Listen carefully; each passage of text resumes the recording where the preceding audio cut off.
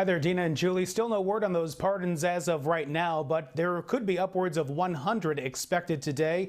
The big question, of course, will any of those be from his inner circle, his family, or even himself? At the White House, with 24 hours left in his term, it's the power of the pardon weighing on the president. So far, President Trump has extended pardons really much less than any other president in the last 100 years. So it's not untoward that he would be trying to catch up. And this is, of course, a great power of the presidency to issue a pardon, and it can't be second guessed in court. So this is the day to watch pardons. On the list of those being considered, former New York State Assembly Speaker Sheldon Silver and rapper Lil Wayne, who pleaded guilty last month to a gun charge. But I think most people will be watching not just whether it's Lil Wayne or Sheldon Silver, who you mentioned previously, but how much of the inner circle will be pardoned in terms of the White House.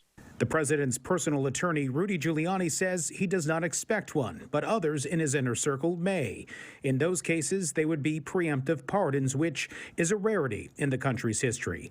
Also being discussed, a blanket pardon to those involved in overrunning the Capitol on January 6th. What I think is disturbing has been all the allegations that there have been pardons for sale. We've had governors who've been disgraced because of selling pardons, and there have been reports that have been circulated recently that those in the inner circle of President Trump have been taking large sums of money to try to influence him, whether it be a rapper or a state assemblyman, in order to get them pardoned. So we hope that that hasn't been a clemency for sale situation.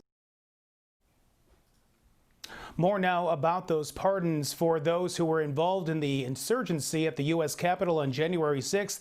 Experts say that if that does happen, it could cost the president votes from GOP Republicans who may break away from the president and vote for conviction in the Senate for his second impeachment trial that's still yet to be held. We're live this noon hour. Sean Lewis, WGN News.